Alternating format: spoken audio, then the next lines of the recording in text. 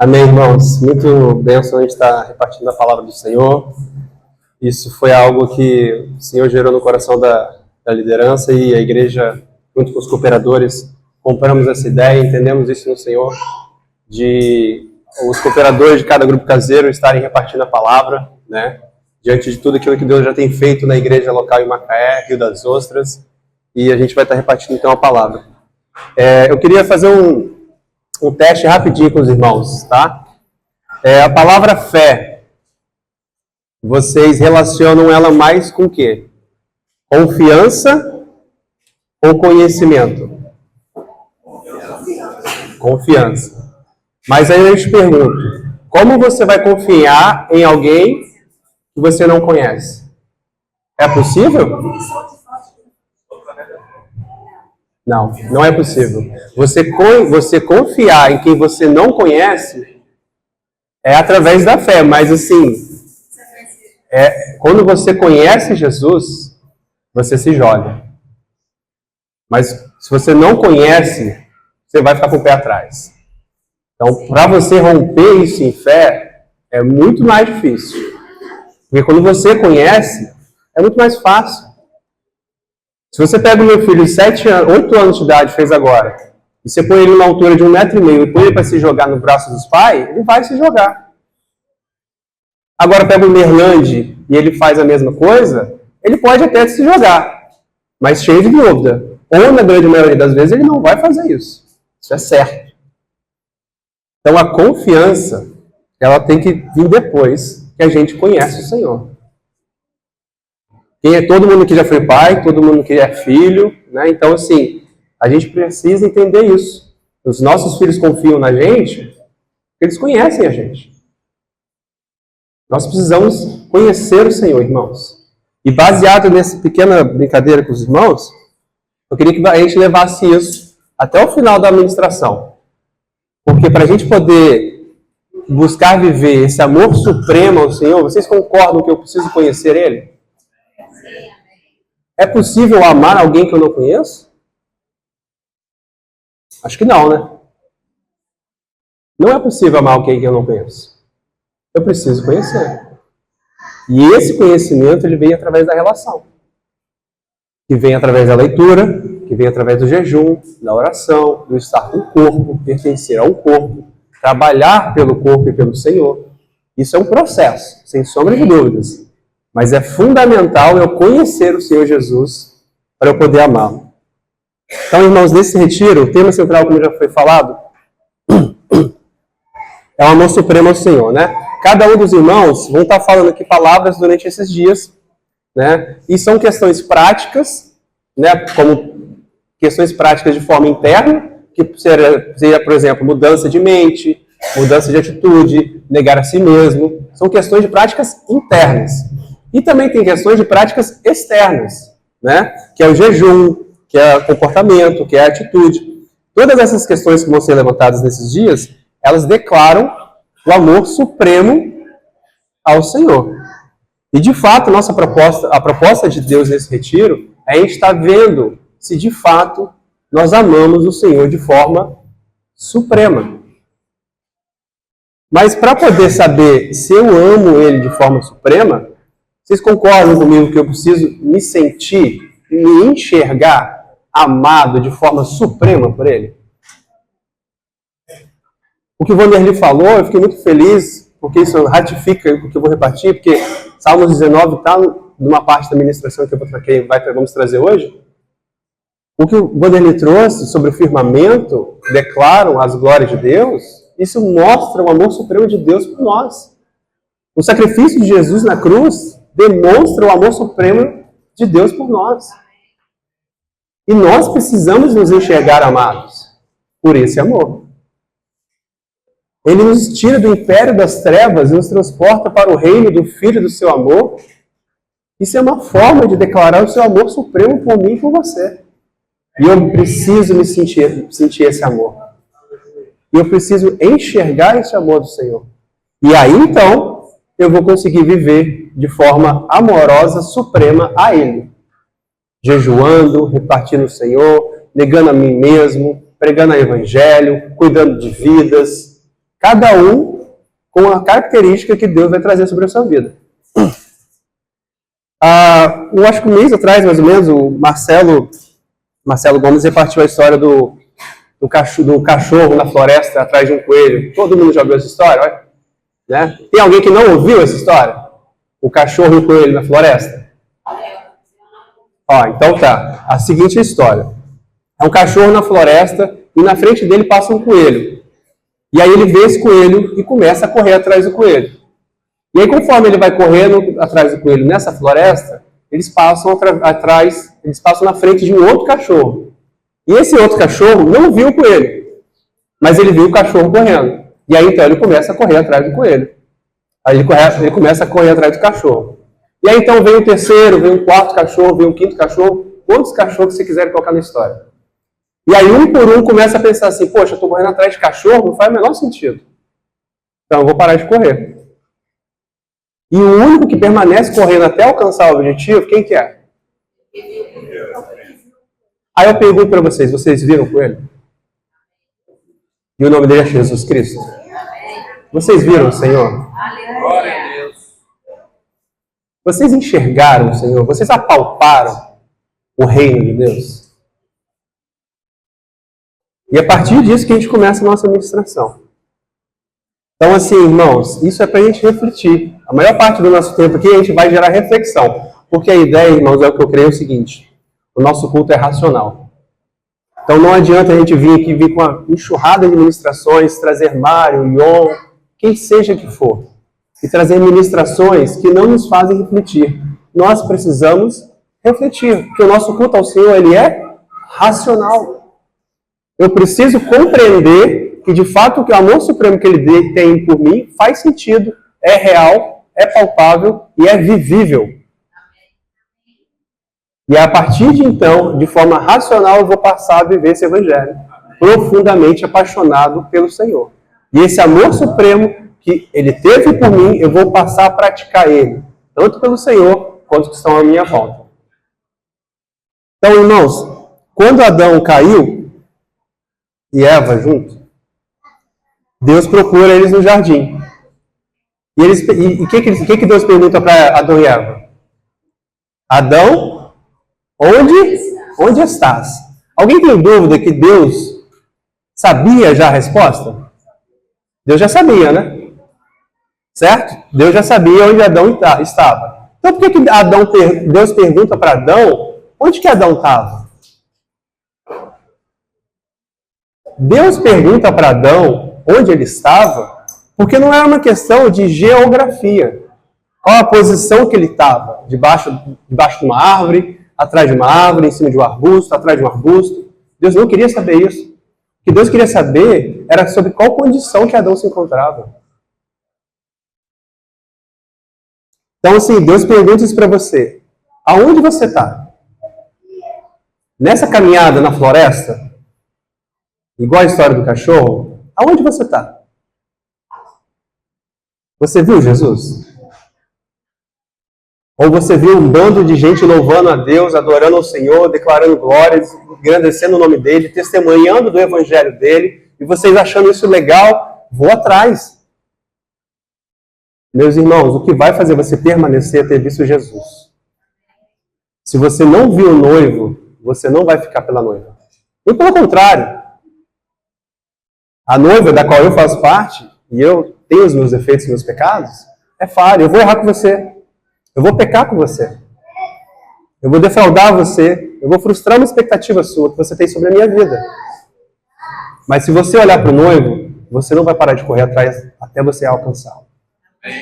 E ele quer ser alcançado, a palavra fala. Então, irmãos, no início, você acha que está correndo atrás de uma pedra de grande valor. E a gente já vai ler essa passagem. Mas, na verdade, você está caminhando. E você está caminhando através de dificuldades e adversidades. Né? Você começa a olhar os problemas, assim como Pedro fez, né? Quando Jesus convida ele para sair do barco. E Pedro sai, segue Jesus, mas no meio da caminhada, ele olha para a tempestade e começa a afundar. Então, você começa a caminhar e chega várias adversidades. Né? Eu estava conversando com o Davi, que é um irmão que recentemente se converteu. E e obviamente todo mundo já passou por isso no início de caminhada, né? Quando você começa a caminhar, você vê aquela enxurrada de flechas do diabo, não é? Não é por aí? Começa a dar problema aqui, começa a dar problema ali, você enxerga o problema aqui, você enxerga o problema lá, um monte de coisa começa a dar errado, e você vê o diabo atacando a sua vida, e você vê o diabo tentando te oprimir, tentando tirar você do caminho. Mas aí você persegue, a passos lentos muitas vezes, mas você segue. Alguns a passos quase parando, mas cada um segue no seu tempo e segue a caminhada. Mas sabe por que a gente permanece seguindo em alguns casos? E é isso que a gente precisa discutir também. Muitas vezes a gente acaba simplesmente caminhando por uma questão de memória motora. E eu vou explicar. O que é memória motora? É a capacidade de você repetir e memorizar movimentos aprendidos. E aí a gente aplica isso no meio dos irmãos, no meio da igreja, no meio da nossa vida prática. E o que essa memória motora tem a ver com o reino? Muitas vezes a gente lê a Bíblia no automático. Muitas vezes a gente vai na reunião sem saber o motivo que a gente está indo na reunião. Muitas vezes a gente está seguindo um caminho sem saber pra gente nem onde está indo. Cara, para onde eu estou indo mesmo? Não sei se vocês já tiveram isso em algum momento. Mas é importante a gente enxergar que muitas vezes a nossa caminhada ela está como uma memória motora. Algo automático, eu já sei fazer aquilo. Você pensa em andar? Alguém pensa em andar aqui? Você faz, porque já é memória motora, já está absorvida pela sua mente. E automaticamente, quando você precisa sair de casa e ir no supermercado a pé, você vai sem pensar que você precisa andar. Então, se eu estou indo para o encontro, eu preciso fazer o quê? Eu preciso levar a Bíblia, eu preciso ir lá comparecer ao local, eu preciso ir lá orar, ouvir alguém falar, levantar para levantar a mão e orar e louvar a Deus. E você já faz isso de forma automática. E isso é real, irmãos. Uma vez eu falando com o irmão, e repartindo a palavra com ele, e aí então eu comentei assim, cara, você está rodando, é uma expressão que os homens normalmente fazem, né? Quando o cara está muito velho e ele na verdade é novo, né? Sei lá, igual o cara tem 50 anos de idade, mas, sei lá, tem cara de 80. Então, você fala, os homens normalmente brincam que esse cara está rodando o motor sem óleo. É uma piada que os homens normalmente fazem, se referindo que o cara está forçando muito o físico dele para a idade que ele tem. O corpo dele está muito avançado, acima do que deveria, né? A doutora Nayara pode ajudar com isso. Mas deve ser, ela não deve usar essa expressão, mas deve ser algo parecido. Mas é uma realidade. Então, muitas vezes, e aí eu falei com esse irmão assim, cara, você está rodando o seu Espírito Santo há muito tempo. Você está seguindo já a boiada, memória motora. Você já está fazendo isso no automático. Já está no automático. Ó, quarta-feira, quinta-feira tem grupo caseiro, tem que ir. Ah, sábado tem encontro geral, tem que ir. Tem retiro, eu vou. Você já nem sabe por que você está fazendo isso. Você já nem sabe o propósito que te faz ir àquele local. Você nem sabe o propósito que te faz levantar e orar e ler a Bíblia. Você faz no automático. Memória motora. Então, irmãos, nós precisamos cuidar disso. Porque muitas vezes nós estamos vivendo o reino com a memória motora. O nosso motor está rodando sem óleo, ó. O óleo do Espírito Santo há muito tempo. E isso é uma reflexão. Oi, Marcelo. Então, assim, a gente precisa refletir. A ideia aqui é refletirmos. Culto racional. Se você se encontra nessa condição, reflita sobre isso. Se você não se encontra, louve a Deus e passe a cuidar para que você não chegue a esse momento. Porque se você chegar a esse momento, muitas vezes isso vai te trazer uma cegueira espiritual. E o Senhor não quer isso. O Senhor quer uma igreja viva. O Senhor quer uma igreja pegando fogo. O Senhor quer as noivas prudentes, com o óleo cheio, pronto, aguardando o noivo na madrugada. Mas para isso a gente precisa de óleo. Para isso a gente precisa se relacionar. Para isso a gente precisa conhecer o Senhor. Não simplesmente confiar. Porque o confiar vem do conhecer. Amém? Então vamos abrir Tiago 1, puder lançar aqui. Então, irmãos, como que a gente precisa de discernimento do Espírito para saber essas setas inflamadas do maligno? Porque isso é uma seta.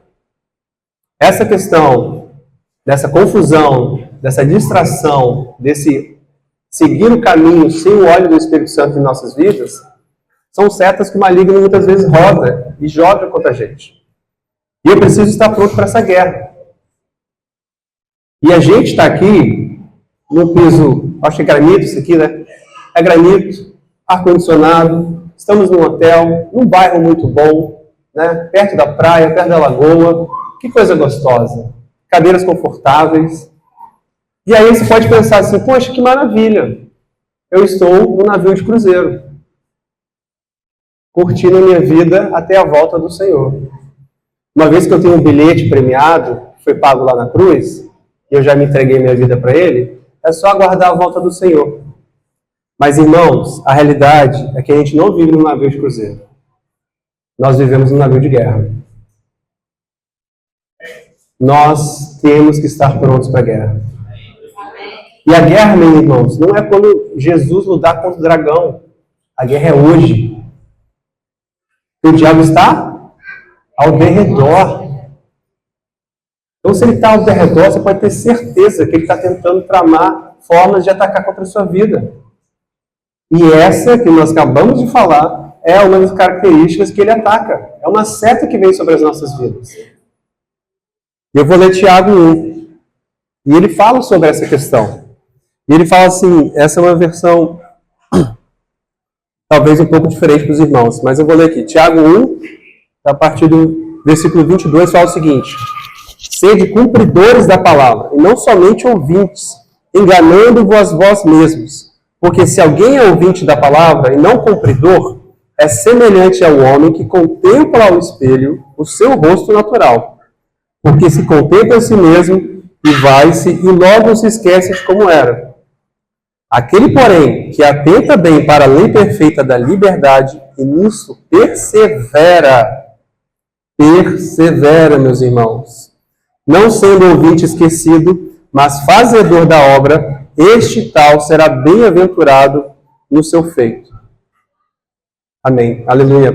Então, irmãos, quando essa possível disfunção acontece, quando essa possível disfunção vem ao nosso redor, a gente precisa sanar e conhecer melhor o que o diabo tem a ver com essa confusão. E confusão essa é que exatamente isso que a gente acabou de falar. A gente não se dá conta onde nós estamos nessa jornada. Como a gente já está muitas vezes no automático, fazendo de uma forma segue o barco, não é assim, irmãos. Não é segue o barco. O Evangelho de Deus não é segue o barco. Deixa o barco tocar. Isso é mediocridade. E nós precisamos nos arrepender. Porque muitas vezes a gente se encontra querendo levar o Evangelho do Reino de qualquer jeito. A gente precisa ser diligente. Nós temos que fazer com que o Evangelho do Reino seja excelente. A pura excelência, que inclusive o termo da mentira é supremo. E esse amor supremo, irmãos, tem que ser perfeito, tem que ser profundo, tem que ser real. Então, irmãos, a gente muitas vezes, a gente precisa então sanar e compreender essa confusão do diabo. Porque, na verdade, muitas vezes a gente está fazendo e replicando simplesmente comportamentos adequados ao grupo. Eu participei de um grupo, me aproximei de um grupo de irmãos lá em Vitória, e eles eram de uma denominação, e a gente começou a se relacionar mais com essa galera, a liderança também, e o pastor líder dessa denominação, ele se desvencilhou da comunidade, né, que era a denominação que ele fazia parte. E aí, então, bastante irmãos foram caminhar com eles. E essa galera, todo domingo eles se encontravam, e todo mundo tinha que ir de calça jeans, né? Era um padrão, não existia esse normativo escrito, mas era um padrão adequado a ser cumprido por todos. E aí então foi o primeiro domingo que eles estavam livres das amarras da calça jeans. E aí os jovens, todos felizes, todos foram de bermuda, exceto um. E aí eu achei brilhante, porque esse um foi de calça jeans. E aí todos os jovens que foram de bermuda perguntaram para ele: ué, mas você não está sabendo? Inclusive ele era o filho do líder, né? Você não está sabendo? Você tem que sair de calça jeans, cara. Tá todo mundo de bermuda, tá liberdade. Olha só que legal, você pode vir de bermuda. Tá, mas eu não posso vir de calça jeans? Então, muitas vezes, a gente segue cumprindo padrões. Se os padrões aqui da nossa comunidade é fazer de tal forma, a gente faz. Isso é simples. Isso é simples.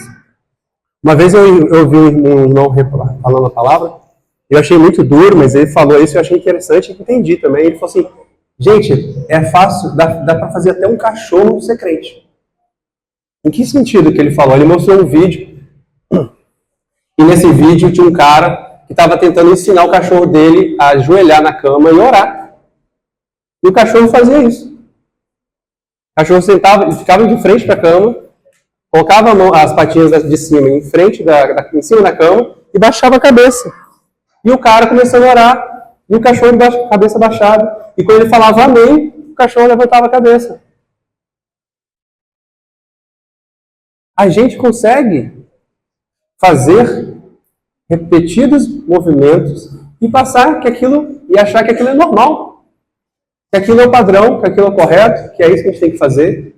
Já que todo mundo faz, né? Acho que todo mundo já viu algum experimento social, onde todo mundo faz alguma coisa, e você chega lá, você automaticamente acaba fazendo, para não ser distinguido dos demais, para você não chamar atenção, você acaba repetindo aquele mesmo procedimento. Então, se o procedimento aqui é abrir a Bíblia toda vez que alguém lê a palavra aqui na frente, a gente abre a Bíblia. Se o padrão aqui é quando tem alguém com violão começando a cantar, é todo mundo levantar e repetir as mesmas palavras, eu preciso fazer isso? Eu vou fazer isso. Porque eu não quero me distinguir da maioria, eu quero ser igual a todo mundo que está aqui. Mas, irmãos, não rode sem óleo. Não permita isso sobre a sua vida. O Senhor quer despertar isso em nós. Então, irmãos, eu tenho um convite para fazer com vocês. A gente vai fazer uma caminhada agora, nesse sentido de estudar a palavra, de várias passagens. Vão ser diversas passagens que a gente vai ler, mas eu creio de fundo do meu coração que essa é a única forma da gente chegar ao compreender o amor supremo ao Senhor, que começa na palavra, né? Conhecereis a verdade? Estão todos livres de suas amarras aqui hoje? Sonda seu coração, a sua mente. Você pode falar assim: eu sou 100% livre de todas as minhas amarras, porque eu conheci a verdade e a verdade me libertou. Será que isso aqui é só filosofia? Alguém escreveu aqui, achou bonito que Deus falou com ele, que ele seria livre. Será que isso aqui é só filosofia? Ou será que isso aqui é realidade na vida de alguém? Então isso é para reflexão. Se você talvez não chegou a este momento de que a sua vida é livre no Senhor, reflita sobre isso. Isso quer dizer, se você não tem uma vida em liberdade no Senhor, talvez você não conheceu o Senhor na sua plenitude mais profunda. E que você precisa sim conhecer mais o Senhor.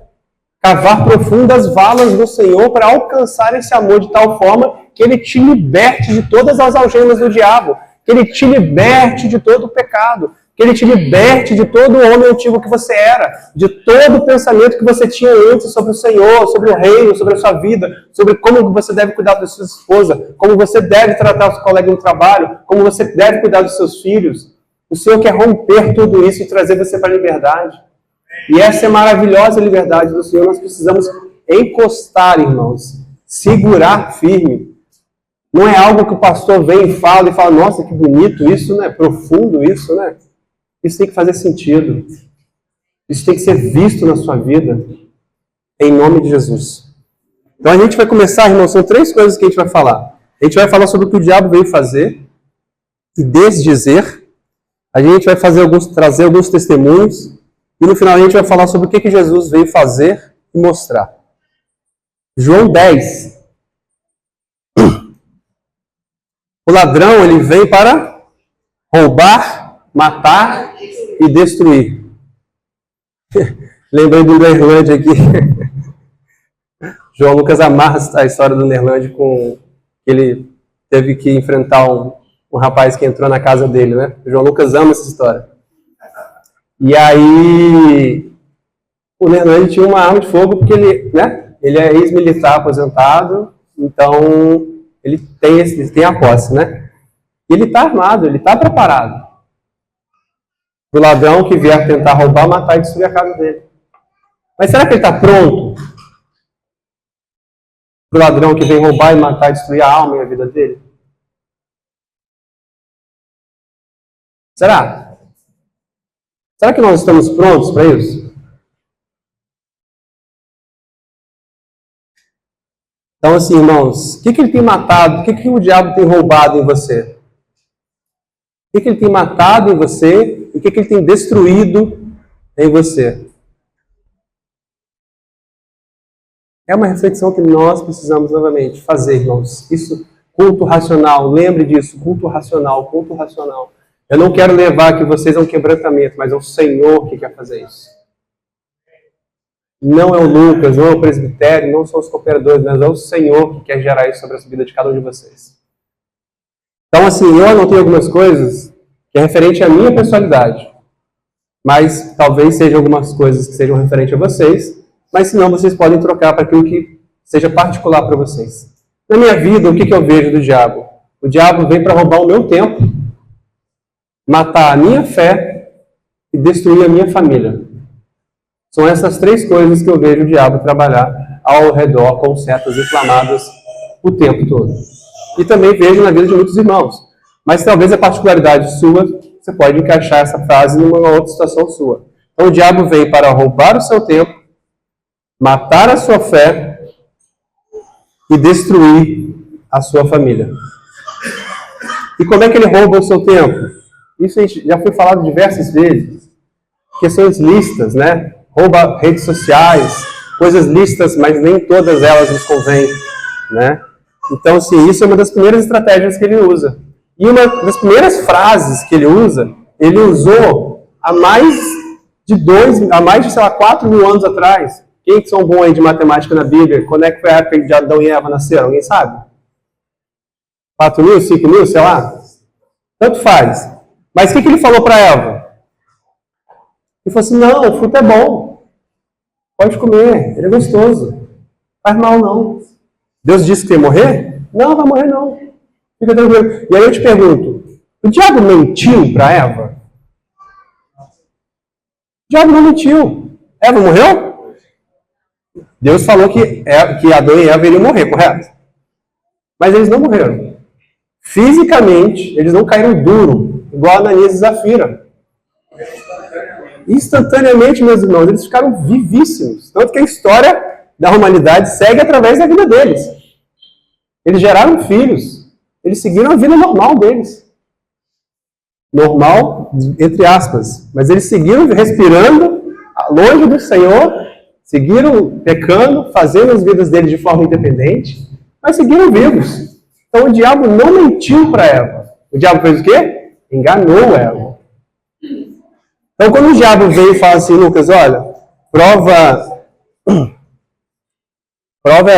essa picanha aqui, ele não vai fazer isso. Porque eu sei que não é uma picanha. É uma garrafa d'água. Ele vai falar assim, ó, Lucas, essa garrafa d'água não é bem aquilo que você achou que era. Aquilo que você está achando não é bem assim. Olha o outro lado. Ele te faz trocar a sua compreensão. Ele faz você divergir daquilo que Deus quer. Esse é o caminho do diabo. Então, quando o diabo vem, ele vem exatamente para trazer essa mentira que ele trouxe a Eva, ele traz sobre a gente. Então, assim, a segunda coisa que ele vem matar a nossa fé, irmãos, é através do fermento dos fariseus, que é a hipocrisia. E aqui eu peço o cuidado dos irmãos. Durante muito tempo, quando eu ouvi essa palavra hipocrisia, eu falei, não, estou tranquilo, não vivo isso. né? Eu não tenho algo diferente dessa questão. Eu sou completamente oposto à questão da hipocrisia. Então, eu estou muito longe dela. E eu quero que os irmãos não tenham esse mesmo erro que eu cometi durante algum tempo. Por quê? Porque o que Jesus fala sobre a questão dos fariseus e a hipocrisia? Os fariseus naquela época, eles tinham as palavras, correto? Só que a palavra que eles tinham era o Velho Testamento. Eles cumpriam o que estava no Velho Testamento? Então, assim, irmãos, eles achavam que cumpriam o que estava no Velho Testamento. Então, eles tinham certeza. Eles achavam, não. Eles tinham certeza. Você já tentou trazer a correção sobre alguém que tem certeza que está certo, mas está errado? Alguém já fez isso? Marcelo está rindo aqui, Cássio está rindo aqui. Quem é discipulador, quem é pai, sabe disso. Se você vem e traz a correção para alguém que está certíssimo, cegamente certo, não entendendo que aquilo que ele está fazendo é pecado, não tem como você chegar com a palavra e trazer convencimento àquela pessoa, a não ser o próprio Espírito Santo. Não tem como. Você não vai ganhar aquela pessoa. Você vai discutir com aquela pessoa, você vai conversar com aquela pessoa, você vai expor para aquela pessoa o que está escrito na palavra, mas, meus irmãos, aquela pessoa tem certeza. Ela está cegamente certa, mas ela tem certeza. Então, muitas vezes, a gente está vivendo essa cegueira, assim como os fariseus. Então, não traga a hipocrisia como algo tão distante, mas traga para a sua realidade, se questione, se confronte. E aí, eu tive uma experiência muito legal recentemente. Eu cuidei de um irmão durante muitos anos, mais de 10 anos. E aí, falei com os presbíteros, buscando conselhos durante essas situações e tal. E com muita dificuldade, o irmão... Era exatamente essa questão. Ele tinha certeza que estava certo, né? Ele estava cegamente certo. E durante muito tempo, tentando trazer a palavra, trazer o curso, não ouvia, não praticava, não caminhava, não praticava, não caminhava, né? Sempre retrucando. E aí, então, eu entendi em Deus de fato que era momento de dar um tempo para ele. Porque quem tinha que fazer aquela obra exclusivamente era o Senhor. E aí eu dei um tempo para ele, fiquei mais na minha, deixei ele mais na dele, e foram passando alguns meses. E aí, recentemente, fevereiro agora, ele me ligou, pediu perdão por todas essas questões, né, que a gente está falando, dessa certeza que ele tinha, na qual ele passou a enxergar que ele estava completamente cego e que ele precisava de fato de ajuda. E aí então ele fala assim, chorando de forma copiosa, irmãos, de forma profundamente copiosa, ele chora e fala assim, cara, eu não quero largar o Senhor. Eu não quero abandonar o Senhor. Me ajuda. E aí, naquela mesma hora, o Senhor me visita e fala assim, cara, fermento do fariseu, hipocrisia. E você acha que você já fez tudo o que tinha que fazer por ele, você já conversou com a liderança entendeu o que você trouxe, e de fato, talvez ele precisasse de um tempo, mas aquele tempo, talvez, pelo seu coração, iria se prolongar mais, ou ia até deixar o irmão de escanteio. Mas não faça isso. Não rejeite quem eu não rejeitei. Quem é você para fazer isso, Lucas? Quem é você? Se você já andou 100 milhas com esse cara, joinha para você. Ande 101. E aí o Senhor me ministrou de uma forma tão profunda com isso, irmãos. E eu enxerguei essa minha hipocrisia. De que achar que até certo ponto existe um limite para o Evangelho. Não existe, irmãos. Não existe limite para o reino do Senhor. Se o pecador, no seu final de vida, depois de 70 anos pecando, indo contra a palavra, você já tiver deixado ele de lado, no seu último dia de vida ele converter e aceitar o Senhor, você tem que ir lá. Você tem que abraçar ele. Você tem que receber ele de volta. A gente repartiu a palavra em Rio das Ostras semana passada, a gente estudando Filemão, e a carta de Paulo a Filemão é uma carta basicamente onde Paulo fala para receber um escravo de Filemão. Filemão tinha um escravo e esse escravo fugiu, provavelmente por ter roubado algo de Filemão. E aí então ele roubou algo de Filemão e fugiu. E futuramente lá na frente ele foi contra Paulo, se converteu e Paulo, né, manda Onésimo, que é o escravo, manda o escravo de volta para Filemão. E aí então é a pergunta que o Senhor nos trouxe lá durante o encontro na casa do Everson. Foi um tempo precioso. E a gente refletiu sobre isso, porque a princípio a gente até brincou assim, caraca, por que essa carta está na Bíblia?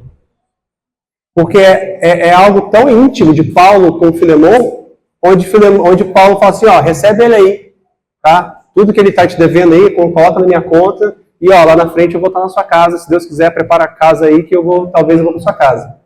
É algo simples, é tanto que é um capítulo só. São menos de 30 versículos, né, Everson? São menos de 30 versículos. É uma folha, gente. E aí a gente se perguntou, cara, por que essa carta está aqui? Coisa tão íntima. E aí o Senhor foi nos destrinchando, nos levando a compreender aquela palavra. E aí a gente se deparou com essa questão. Pensa naquela pessoa que te feriu. Mas pensa com força naquela pessoa que te feriu. Que te frustrou. Você receberia essa ordem de Deus? De você receber essa pessoa de volta, agora como irmão convertido, e abraçar e receber essa pessoa na tua casa, para dormir na sua casa. Foi o que Filemão fez. Filemão pegou o seu escravo, ele poderia ter matado ele poderia ter prendido ele poderia ter feito ele fazer voltar a ser escravo, permanecer escravo, trabalhar para poder pagar de volta o que ele devia, que era a lei, era permitida por Filemão. Mas o que ele fez? Ele obedeceu ao Senhor. Ele não foi hipócrita. Ele andou mais do que ele devia. E é isso que o reino de Deus é sobre isso, irmãos. Sobre largarmos todo o nosso princípio que a gente acha que é certo, para irmos além daquilo que é certo, para irmos além daquilo que a gente julga que é o correto, que a gente julga que é o adequado para o corpo de Cristo que a gente caminha aqui em Macaé e Rio das Ostras, e fazer a vontade do Senhor conforme esse quadrado perfeito que a gente delimita através da Bíblia. A gente tem que ir além. O reino de Deus é sobre isso. Né? Hoje existe uma questão política, né? E a frase que a gente tem que jogar nas 4 linhas da Constituição é uma frase muito conhecida, mas muitas vezes a gente joga nas 4 linhas da Bíblia e se retém só o que está escrito ali. Se tiver uma Bíblia fora daquilo ali, eu não faço. Será?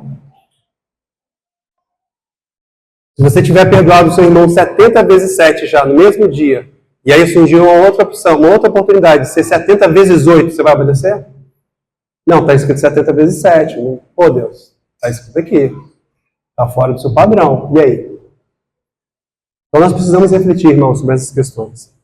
Nós precisamos entender que muitas vezes nós estamos cegos.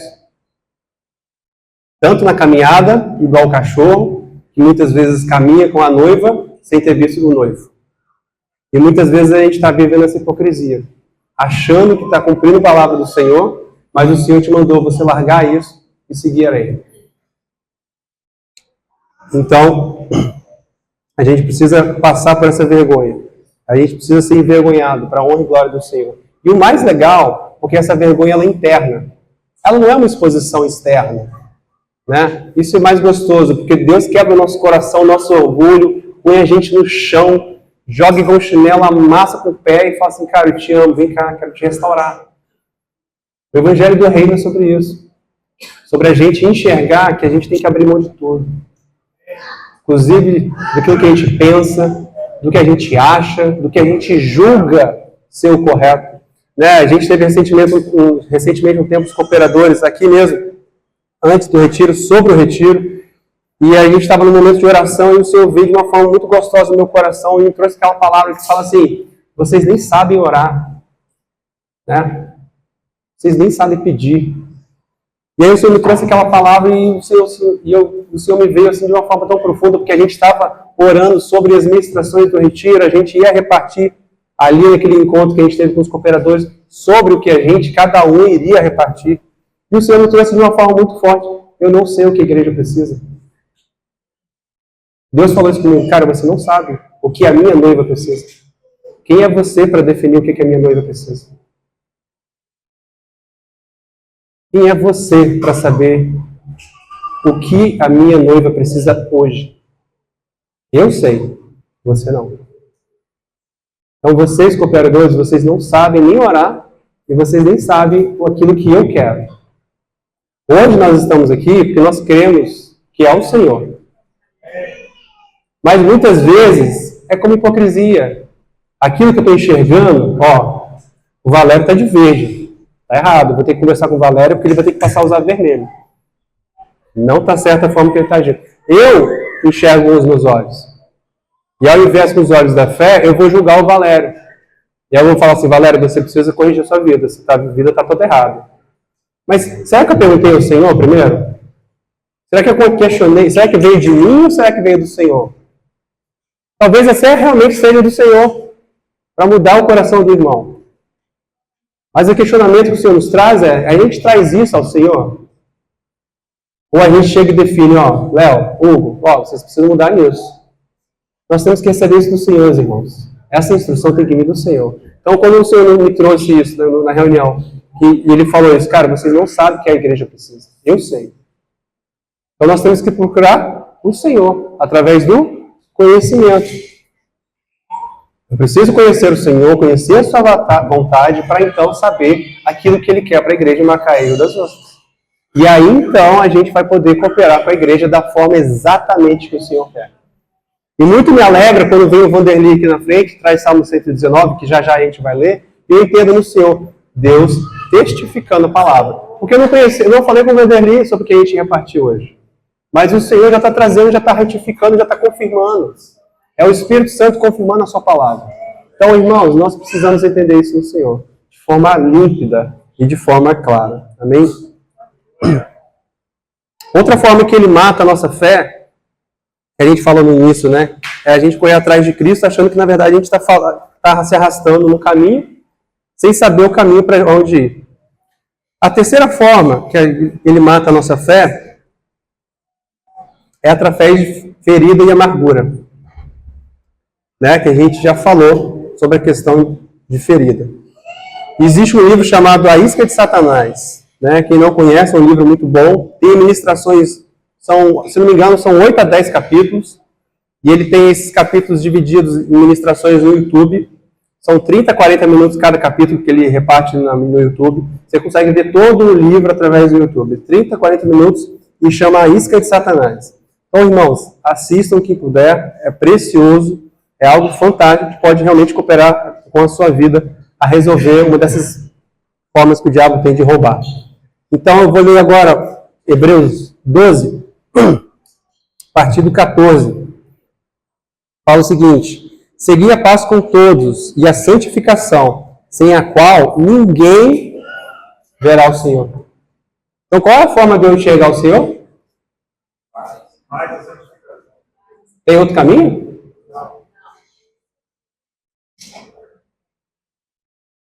Irmãos, estão sem paz e sem santificação, eu não enxergo o Senhor.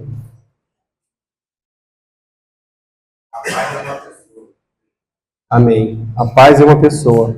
Eu preciso enxergar o Senhor. E para enxergar o Senhor, eu preciso me santificar.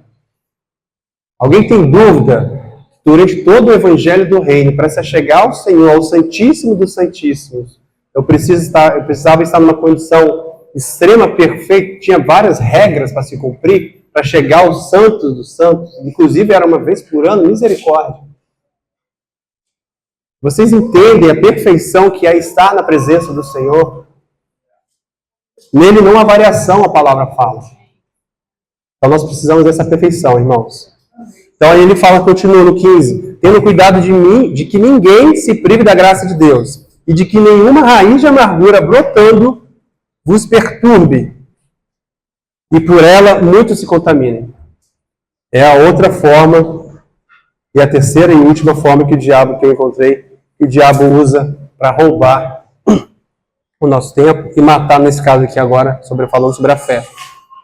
Então isso, irmãos, é uma questão de cegueira espiritual, né? Nós precisamos compreender isso. Então isso é uma luta em igreja, muito grande. É tão grande que muitas vezes, que uma vez eu fiquei assustado sobre essa questão da ferida e me doeu muito quando eu ouvi. Uma irmã, com mais de 30 anos de caminhada, se referindo ao irmão que tinha ferido ela chega e fala assim: eu vou para o inferno, mas eu não o perdoo. Foi uma escolha dela não perdoar e saber aquilo que ela estava colhendo, plantando, né? Então, irmãos, isso é muito sério. Se você já foi ferido, se você já foi frustrado com alguma situação específica, reflita isso diante do Senhor. E a terceira coisa, então, ele destrói a nossa família. Como que ele faz isso? Roubando o nosso tempo e matando a nossa fé. Em alguns casos, ele rouba principalmente os homens que trabalham fora de forma excessiva, né? E que não vivem de forma profunda a questão familiar e a vida comum do lar. E outra coisa que ele faz também ao destruir a família é através da comunicação. E ele faz isso como? Com dividir. Existe uma frase, né, de guerra que é muito comum: dividir para conquistar. A partir do momento que você divide um casal, você destrói uma família. Alguém tem dúvida disso? E a principal ferramenta que ele usa para dividir e conquistar uma família é através da comunicação. Uma piadinha que o marido solta.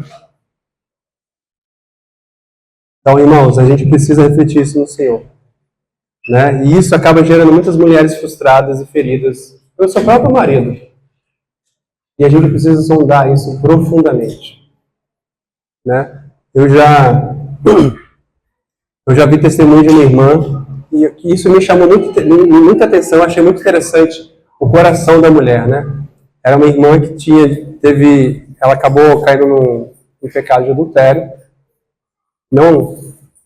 Nem caminha conosco, tá? E ela então chega e confessa para o marido. E o marido simplesmente faz o seguinte: ele pega as roupas que ela usou no dia e queima. Assunto encerrado. Ponto. Feriu profundamente aquela mulher. Ela falou assim: ele podia me bater, ele podia fazer o que quisesse, ele não fez nada, ele nem conversou com ele. Então, muitas vezes, a falta de sabedoria do marido fere a mulher. O não falar do marido pode ferir a sua esposa, causar essa divisão e essa confusão e destruir, muitas vezes, a sua família, irmãos. Por mais que vocês estejam juntos, não entendam destruição de lar como separação, tá? Porque você pode se separar e morando debaixo da mesma casa, no mesmo teto. E isso não se refere a marido e mulher, exclusivamente. Pais com filhos, filhos com os pais. Essa falta de uma boa comunicação, essa falta de comunicação, ela pode destruir a sua família. Então é assim, entre irmãos, entre o corpo da igreja, isso é muito real, isso é muito real. Então, se você tem alguma pendência, irmãos, acerte com o teu irmão, acerte com a sua esposa, com o seu marido, traga para a luz. Aquilo que está no teu coração, aquilo que está escondido na sua mente, traga para a luz. A segunda coisa que a gente vai trabalhar, irmãos, é sobre os testemunhos. Mateus 16, 13. E chegando Jesus às partes de Cesareia de Filipe, interrogou os seus discípulos, dizendo: quem dizem os homens ser o Filho do Homem? E aí então os discípulos começam a falar o que a galera estava dizendo sobre quem era Jesus. E essa é uma pergunta que Jesus te faz. Quem é Jesus para você? Quem é Jesus? Quem é Jesus para você? Qual a importância? O que ele tem de importante para você que faz você vir aqui no carnaval estar aqui? Será que é a memória motora? Será que é o automático? O que te faz estar aqui? que faz as meninas ir lá para o Pará, ficar quase 20, 30 dias lá com os índios, lá no meio do mato? Será que é um movimento? Ah, tá todo mundo fazendo, eu vou fazer. O que te leva? O que te impulsiona? Eu gosto muito do slogan da Petrobras, né? O desafio é a nossa energia. Eu acho isso muito legal. Eu sou meio doido, gente. Mas assim, o desafio é a nossa energia. O que te desafia no reino de Deus? Será que você se sente de fato desafiado pelo reino de Deus? Confrontado com o reino de Deus? Desejoso pelo reino de Deus? Quem é Jesus para você? Quem é Jesus para você? Então a gente vai começar vendo os testemunhos de pessoas que estiveram com Jesus, mas não o viram de forma espiritual. Não enxergaram quem de fato ele era. Né? Como a grande maioria falou, você é um dos profetas, você é um cara qualquer, mas com certeza, né, foi levantado por Deus, mas não o Messias, não o prometido. E aí a gente tem Mateus 19, vou só falar as referências. Mateus 19, 16 a 30, fala sobre o jovem rico. Alguém tem dúvida aqui que o jovem rico não viu Jesus? E eu vou falar, se o jovem rico estivesse no nosso meio, ninguém ia falar um A dele. Nenhum discipulador ia corrigir o jovem rico. Porque ele cumpria todos os requisitos para aquele grupo social que ele vivia. Todos. Tanto é que quando Jesus o exorta acerca do coração dele. Mas tudo que a lei mandava, ele obedecia. Então é sobre isso. Além das 4 linhas da Bíblia, nós temos que ir. Então o jovem rico não enxergou Jesus. Então, irmãos, o jovem rico queria se guardar financeiramente. Ele não queria abrir mão dos seus bens. Nicodemos, fala em João 3, de 1 a 21. Nicodemos não queria abrir mão do seu status e posição atual. Ele talvez até começou a caminhar para enxergar de fato quem Jesus era. Mas ele não entrega a vida dele, confirmando que de fato ele não enxergou o Senhor. Porque quando a gente encontra o amado de nossas almas, nós corremos até ele. Quando nós enxergamos a pedra de grande valor, a gente faz tudo que tem que fazer por aquilo. Amém? Por ele. Ananias e Zafira, Atos 5, de 1 a 5. Né? Eles tinham uma reserva ainda que eles queriam manter. Eles queriam se resguardar financeiramente a certo ponto. Eles entregaram tudo, a boa parte daquilo que eles tiveram, sem pedido nenhum dos líderes. Fizeram de boa vontade, parabéns. Né? Se não houvesse ali discernimento e revelação de Pedro, eles caminhariam na igreja perfeitamente, lindamente, sendo exemplos. Caraca, venderam a casa e estão caminhando com a gente. Poxa, esses aí são discípulos, esses aí, ó, é um brinco. Mas o Senhor enxerga o coração, irmãos. Caminho de Emaús, Cleopas, está em Lucas 24, do 35, do 13, desculpa, 24, Lucas 24, versículos 13 a 25. Irmãos, Cleopas e o parceiro dele estavam em Jerusalém, e aí eles ouviram um relato de Maria, que Maria foi lá no túmulo de Jesus, a pedra já tinha sido rolada, o corpo não estava lá, ela viu um anjo e o anjo falou que Jesus ressuscitou. O que Maria fez? Correu para os discípulos. Provavelmente eles estavam numa casa. E aí falou, acabei de sair de lá, não tem corpo, o anjo me falou que Jesus ressuscitou. E aí outros 2 discípulos subiram para lá no sepulcro tentar encontrar o corpo de Jesus. Nesse caminho, Cleopas e o seu parceiro tiveram que sair e ir para Emaús. E no caminho eles começam a discutir sobre exatamente o que Maria tinha passado, o que tinha acontecido. E eles querendo entender. E aí aparece Jesus na metade do caminho. E Jesus começa a discursar com eles. E eles não enxergam Jesus. E a palavra fala que eles estavam entristecidos. E eles estavam entristecidos mesmo depois de terem ouvido falar que o corpo não estava lá e que um anjo disse a uma mulher que Jesus tinha ressuscitado. Eles não acreditaram na ausência do corpo e não acreditaram ainda mais quando ao testemunho de uma irmã. E eles estavam entristecidos.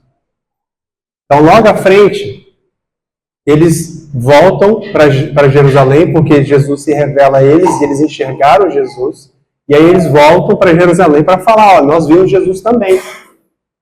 E a palavra fala que eles estavam se reunidos com medo e a portas fechadas. Então eles estavam assim, sob qual condição? Eles não tinham enxergado Jesus em alguns momentos. Eles estavam com medo por conta da circunstância. Talvez todos eles enxergaram Jesus como de forma espiritual. Mas quando eles se depararam com a circunstância de que Jesus morreu até agora então não ressuscitou, acabou, o que eu vou fazer? Pô, aquele camarada que veio resolvendo essa situação, morreu, o que eu faço? Para onde que eu vou? Não tem mais o que fazer. Então, sim, nós precisamos refletir sobre isso, irmãos. Será que nós temos medo? Será que nós estamos trancados, a portas fechadas, vivendo entre 4 linhas da Bíblia? Ou recebendo aquilo que o Senhor tem através dos irmãos, a revelação que o Senhor trouxe ali através do anjo com Maria, que trouxe, ó, Jesus ressuscitou, crê, acabou, é o suficiente. A maior palavra fala que são aqueles que creram e não viram. Nós temos que crer no Evangelho de forma profunda. Profunda, irmãos. Então, assim, nós temos que ter esse cuidado. E agora, irmãos, apesar dessa galera, Jesus quer que a gente se torne real. Jesus quer se tornar real para a gente, meus irmãos. E permita-se ser levado por esse amor. Permita-se ser sentido, amado de uma forma suprema pelo Senhor. E agora o testemunho da galera que viu o Senhor, que viu Jesus de fato e de forma espiritual. Quem viu o Senhor primeiro, de forma profunda, que eu anotei aqui, não de uma linha cronológica, tá bom? Está em Êxodo 21, que fala sobre o escravo por amor. Quem é o escravo por amor? É um camarada que é escravo do seu Senhor e termina o seu tempo de escravidão. E ao término do seu tempo de escravidão, ele está liberado para poder seguir a sua vida. Só que ele tinha feito família nesse tempo que ele estava servindo como escravo. E aí então ele chega e fala assim, eu amo o meu Senhor, eu amo a minha família, eu quero permanecer servindo ao meu Senhor como escravo.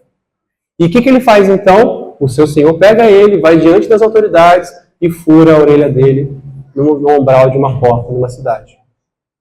Para reconhecer que aquele escravo está ali por vontade própria, servindo ao seu Senhor, mesmo após o tempo de ter seu período de serviço de servidão terminado. Então, ele viu o Senhor, ele enxergou a importância do seu Deus, a importância de permanecer servindo, e essa é a reflexão que o Senhor quer que a gente trazer sobre nós. Vimos o Senhor? Assumimos esse compromisso? Entregamos de fato a nossa vida completamente, onde eu poderia, então, fazer o que eu quisesse, estava livre para viver minha vida, mas por amor, meu Senhor, eu permaneço escravo. Esse é o desejo do Senhor sobre as nossas vidas, amém? Zaqueu, no Lucas 19, Zaqueu, todo mundo conhece a história, né? E era conhecido, inclusive, como pecador, né? A cidade inteira conhecia ele como pecador. Mas Jesus vem e fala, pois o Filho do Homem veio para buscar e salvar o que havia se perdido. Né? Todo mundo conhece essa questão que Zaqueu falou que ia retornar, né, aquilo que ele tinha roubado, que ele talvez tivesse roubado, ele iria devolver.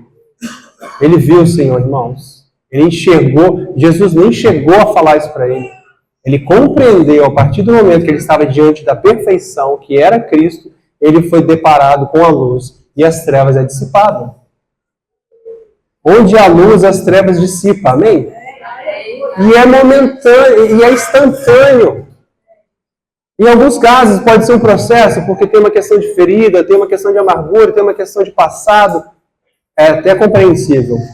Mas na maioria das vezes é instantâneo. Você liga a luz, o quarto acende. Não é assim que funciona?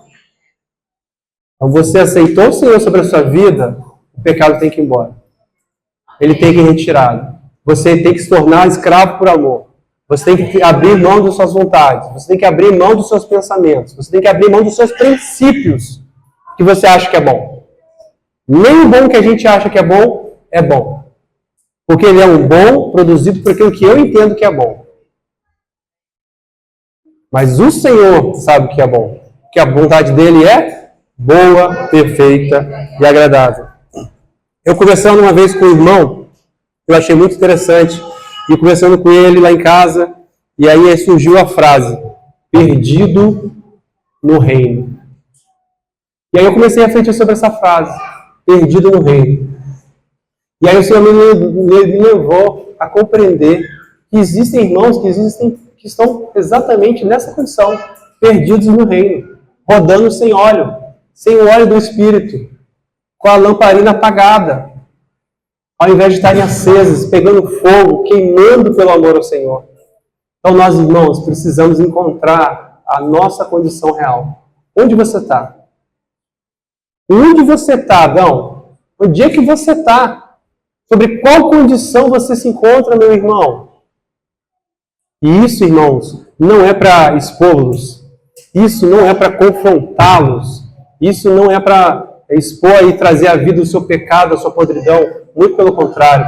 Meus irmãos, isso é um convite à liberdade.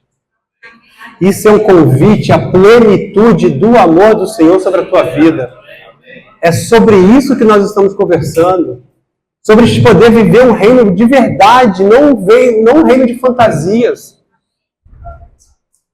Eu uma vez achei uma cena fantástica. E como aquilo ministrou meu coração? Eram 3 crianças, de irmãos, já tem muito tempo isso. E aí uma das crianças chegou e falou assim, vamos brincar de igreja? E aí aquilo já me chamou a atenção. Eu já regalei os olhos assim. Como é que essa molecada vai brincar de igreja? Aí uma chegou lá, pegou um banquinho, fez de púlpito. Eu vou ficar na palavra. Você vai ficar no louvor e você vai fazer tal coisa. E aí eles começaram a brincar de igreja. Eu achei legal. Poxa, bacana, né? Tá inculcando sobre o coração da criança. Mas está vendo como é fácil colocar nas 4 linhas da Bíblia? Mas aquilo lá tem profundidade? Não sei, não conheço o coração das crianças. Mas é algo repetitivo. Você consegue repetir. Você consegue reproduzir, mesmo muitas vezes sem haver o Espírito Santo. Sem haver o óleo do Senhor. E agora a gente vai falar então sobre as pessoas que enxergaram de fato Jesus. Vamos começar então com... continuando, desculpa, irmãos. Pedro, está em João 6, 68. Para onde iremos nós, se só tu tens as palavras de vida eterna? Muitos aqui, antes desse versículo, tinham metido o pé, porque Jesus já tinha falado coisas duras e firmes para essas pessoas. E a multidão, a palavra fala, a multidão foi embora. E aí Jesus pergunta, e vocês, não querem ir também?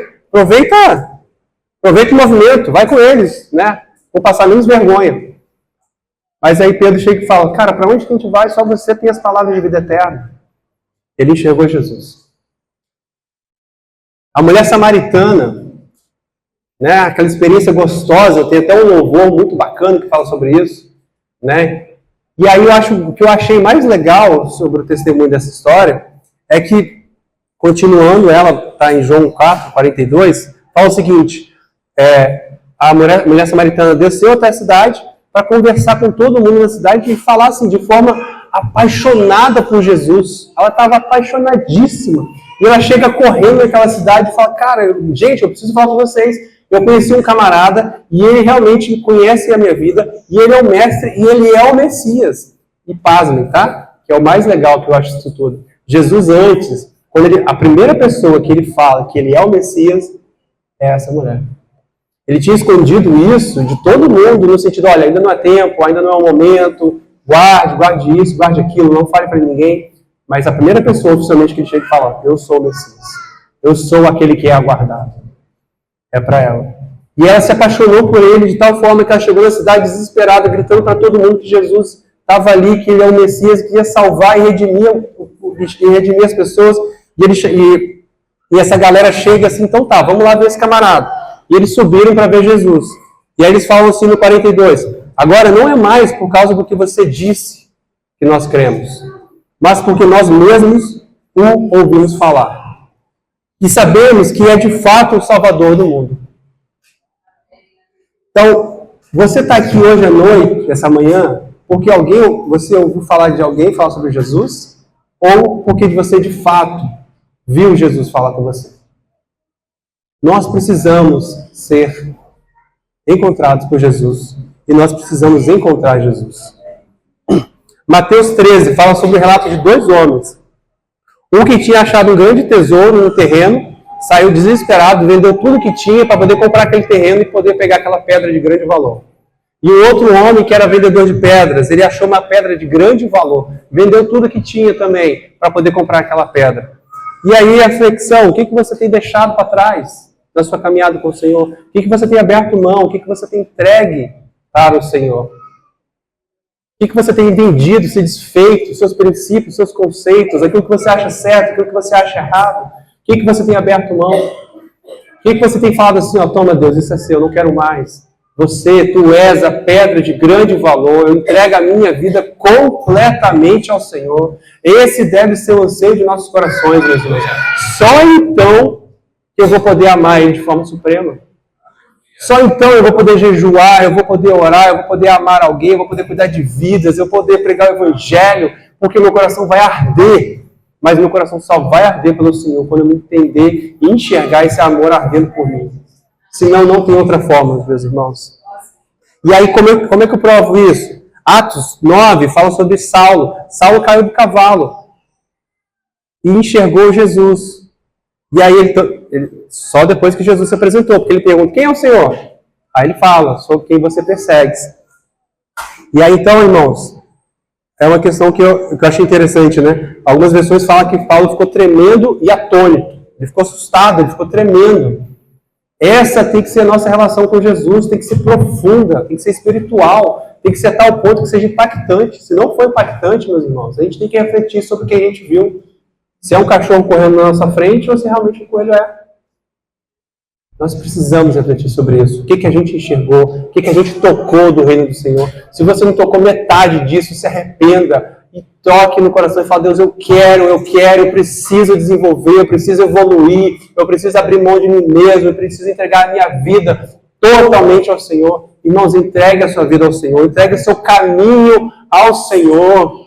Entregue o seu caminho ao Senhor. Você não sabe o melhor caminho, irmãos. Você não sabe a melhor escolha. Você é escravo. Assume a sua posição no Senhor. Negue quem você é, porque senão o Senhor não pode avançar na sua vida. Enquanto quem governa é você, o Senhor não vai avançar, meus irmãos.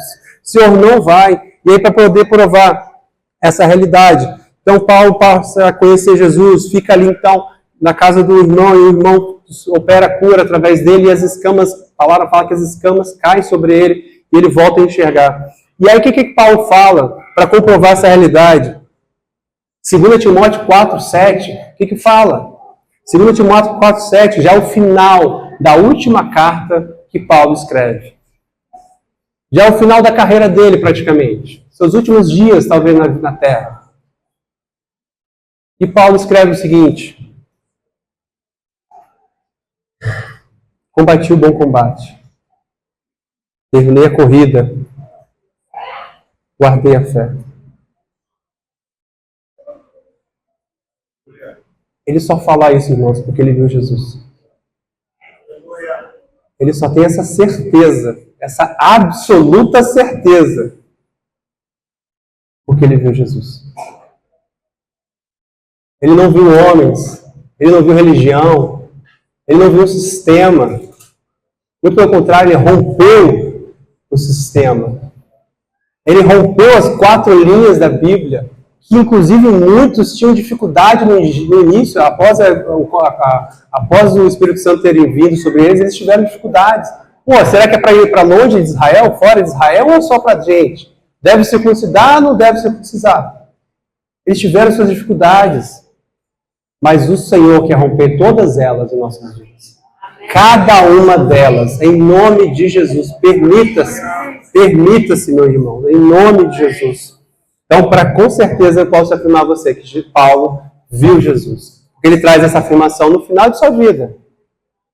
Nos anos finais, nos meses finais, a palavra não fala quando, mas ele traz essa afirmação. E você pode fazer essa afirmação hoje, meus irmãos. Se você for levado pelo Senhor hoje, você pode assumir esse compromisso, trazer essa frase para a sua vida, chegar diante do Senhor e falar, Deus, até o dia hoje, 1º de março de 2025, eu combati o bom combate. Tudo que você me pediu, eu fiz com excelência. Eu abri mão da minha vida. Eu me tornei escravo por amor. Você pode declarar essa frase hoje? Talvez o Senhor não te mate hoje, mas se o Senhor chegar hoje no seu sonho e falar uma pergunta com você, e Ele perguntar isso para você, qual que vai ser a sua resposta? A minha vai ser misericórdia, Deus. Me perdoa, eu quero me arrepender. Eu quero me tornar escravo por amor. Então que esse seja o nosso desejo. E a terceira parte, irmãos, quase finalizando. Efésios 3, 18 fala o seguinte: para que possam, juntamente com todos os santos, compreender a largura, comprimento, altura e profundidade e conhecer o amor de Cristo, que excede todo entendimento, para que vocês sejam cheios da plenitude de Deus. Irmãos, você já conheceu a profundidade do amor de Deus? A altura, a largura, o comprimento? Gente, isso é fantástico, isso é de tirar um fôlego sobre as nossas vidas. O reino do Senhor é fantástico. O reino do Senhor tem que ser gostoso, tem que ser prazeroso, irmãos. Tem que ser algo apetitoso, que você fala, cara, eu preciso me deliciar nessa verdade. Eu preciso provar desse reino profundo. Não somente de vãs filosofias, não somente de vãs ideias, mas mergulhar no reino de Deus. Eu preciso viver isso. O Senhor quer despertar isso em nós. Isso não é filosofia, irmãos. Essa ideia de que a profundidade, a altura, o comprimento, a largura do amor de Deus, irmãos, isso é imensurável. Isso é infinito, isso é gigante. E é este amor que o Senhor quer que você prove. Esse amor supremo o Senhor quer que você prove durante esses dias que a gente vai estar aqui e posteriormente até os fins de sua vida. Em nome de Jesus. Mude essa chave no Senhor, e quem vai fazer isso é você, através do Espírito Santo, que já está tocando em cada um de vocês aí, que o Senhor tem te falado, não é de hoje que o Espírito Santo tem falado, irmãos. O Senhor já tem ministrado no seu coração já há tempo, então recebe essa palavra, traz a realidade, traz uma vida prática, em nome de Jesus. João 10, pode pôr aí, tem esse aí, está aí na lista. Fala o seguinte, todo mundo conhece essa frase, né? Eu vim para que tenham vida e vida em abundância. Eu peguei uma outra versão e achei fantástica. A versão chama A Mensagem, tá? É uma Bíblia, uma versão chamada A Mensagem. Irmãos, fala o seguinte, eu vim, em nome de Jesus, eu quero profetizar isso. O Senhor veio para que vocês tenham uma vida verdadeira e eterna. Uma vida melhor e mais rica que qualquer outra que vocês já tenham sonhado. Em nome de Jesus. Essa é a profecia do Senhor. Eu vim para que eles tenham vida, uma vida verdadeira e eterna. Uma vida melhor e mais rica que qualquer outra que tenham sonhado. Aleluia! Quem sonhou com uma vida melhor? E não é lá nos céus, é hoje. É hoje. Essa profundidade, essa largura, esse comprimento, essa altura do amor de Deus pela sua vida é hoje. É para ser apalpado, para ser abraçado pelo Senhor. Irmãos, vamos viver isso. E vamos viver isso.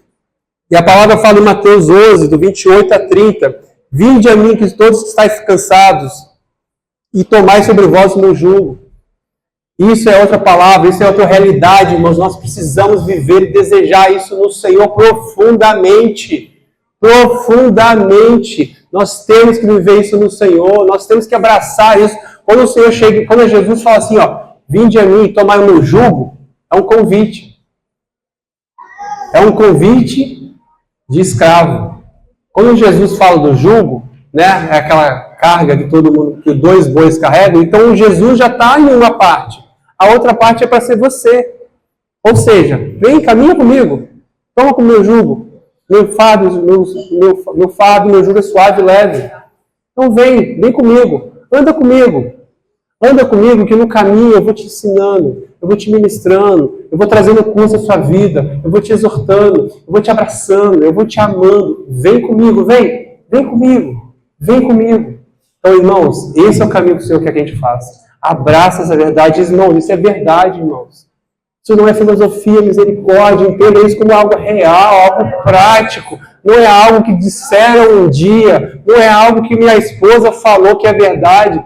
Eu que preciso desejar e enxergar essa realidade como algo palpável, meus irmãos. Algo palpável. Algo palpável. Atos, a palavra fala que o reino do Senhor não consiste em palavras somente, mas em manifestação de poder. Alguém tem dúvida disso? Deus é poder, meus irmãos. A gente precisa tocar nisso, mas para isso eu preciso viver uma vida em santidade. Mas para isso eu preciso viver um relacionamento com Ele. Mas para isso eu preciso enxergar esse amor do Senhor. Me quebrantar diante dEle. Me arrepender, assumir um compromisso, viver uma vida prática com o Senhor. Meus irmãos, arrependamos em nome de Jesus.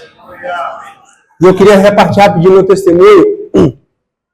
A palavra em Salmos fala o seguinte: é como árvore plantada junto à ribeira de rios, que dá o seu fruto no seu tempo. As suas folhas não cairão, e tudo quanto fizer, prosperará. Aleluia, meu irmão. Eu me sinto assim, a minha sogra, minha amada sogra, que eu amo muito, a melhor sogra que eu tenho, ela repartindo o Senhor tocou ela de uma forma muito profunda no batismo do Davi, e ela falou assim: Deus está dizendo que você é privilegiado, para o Davi, né?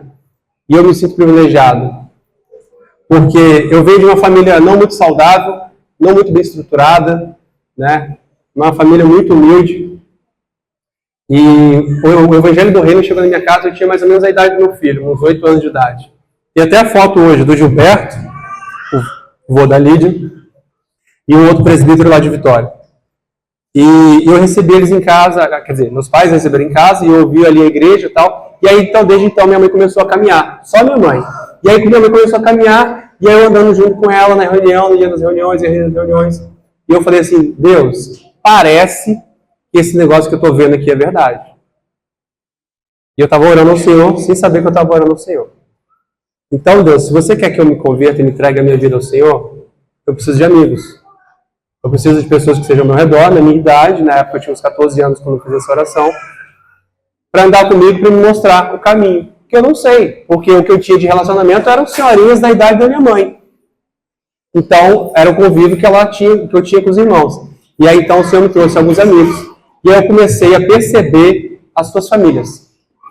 Eu comecei a entrar nas suas casas, ver como é que funcionava e era o funcionamento de suas famílias, como que o pai tratava a mãe tratava o pai, os filhos tratavam uns aos outros. E aí eu falei assim: Deus, eu quero isso para mim.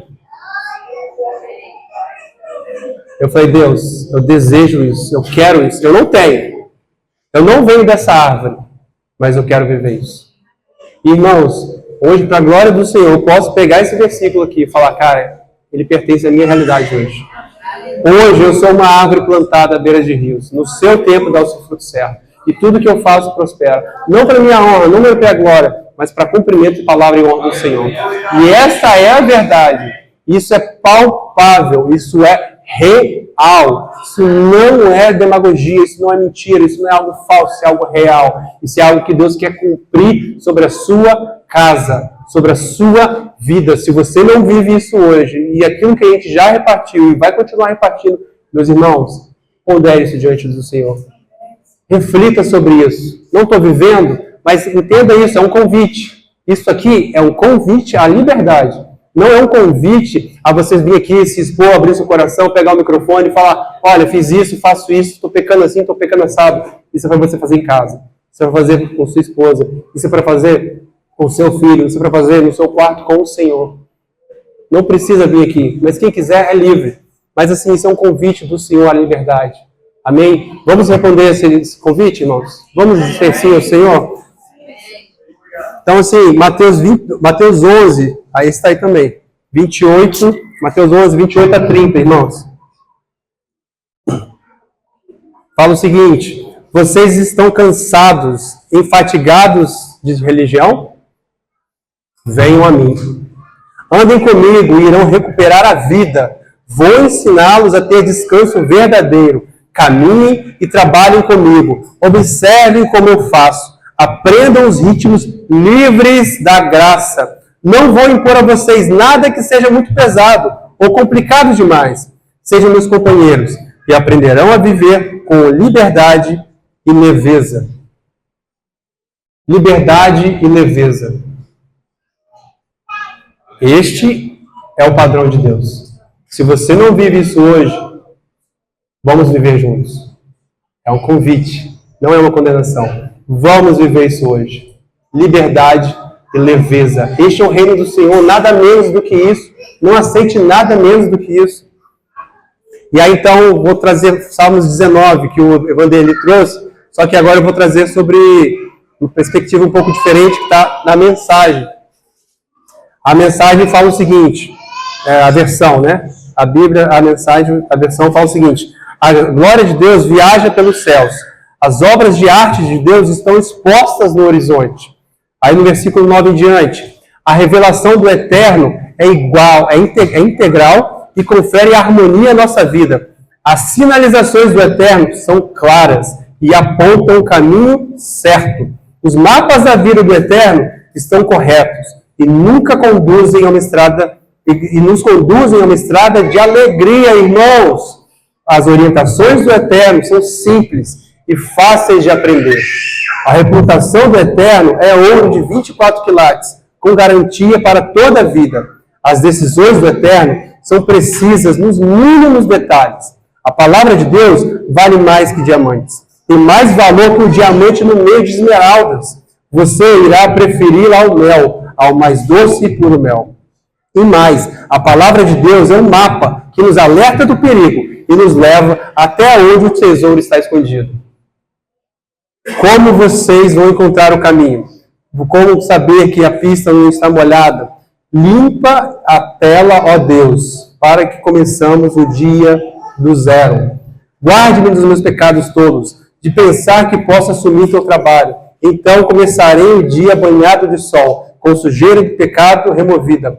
Essas são palavras da minha boca, as quais vou degustando enquanto oro. Acolhe-as quando os seus depósitos sobre o altar dessa manhã.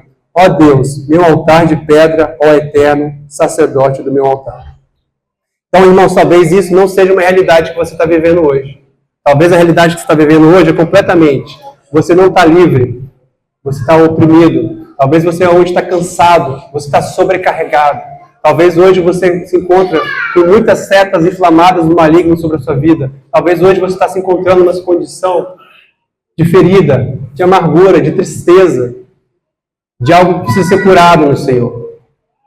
Essa é a realidade. Mas a verdade é tudo isso que a gente acabou de ler. Nada menos. Não aceite nada menos do que a verdade. Porque o diabo vem exatamente isso.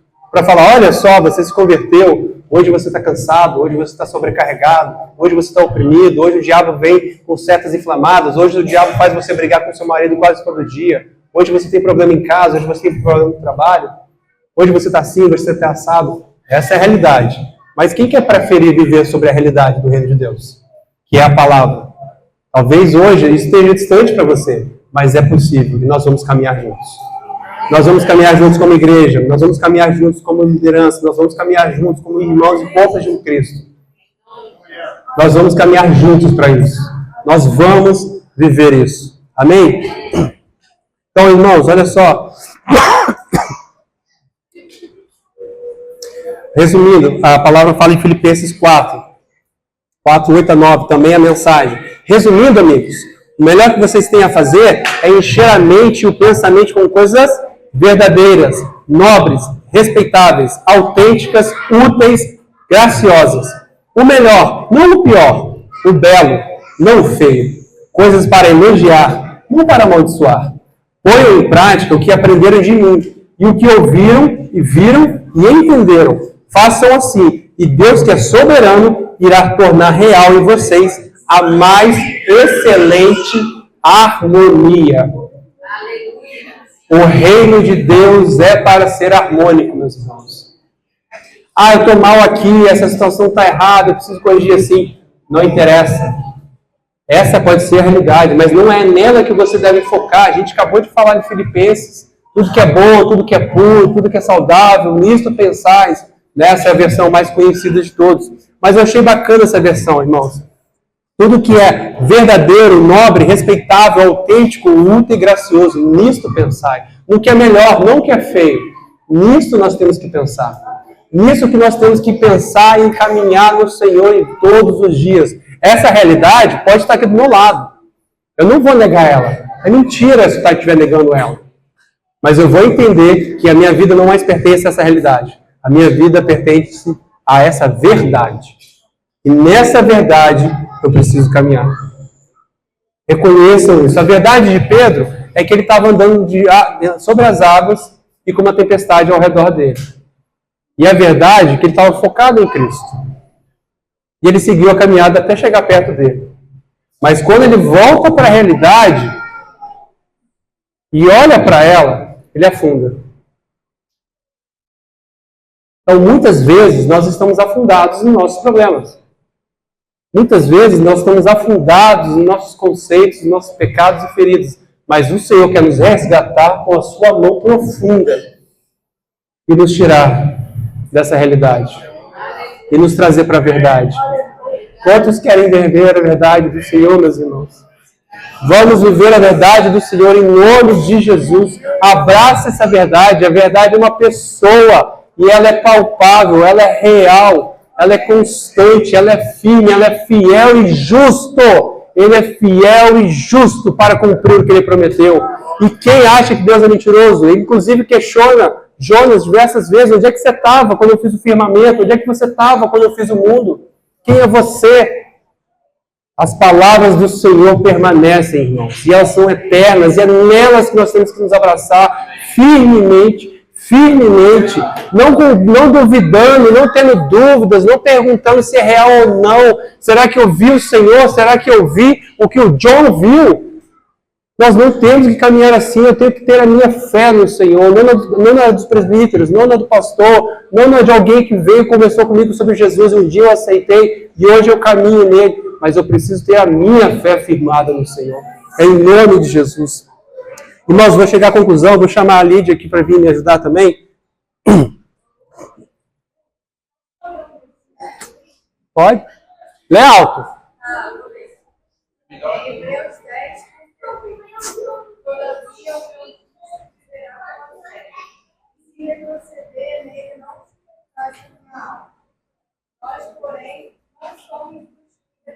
Aleluia.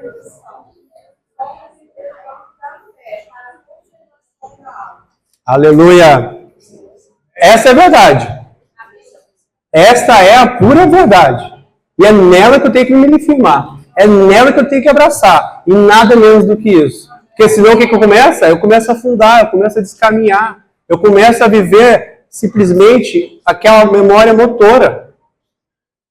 Eu talvez vi o Jesus um dia, mas hoje eu estou tão perdido com a realidade ao meu redor que eu só enxergo os problemas. Mas o Senhor quer, irmãos, converter isso, em nome de Jesus. E depois de falar isso tudo, a gente falar sobre o amor supremo, sobre encontrar esse amor supremo do Senhor e ser encontrado por Ele, a gente vem numa pergunta: tá, mas e aí?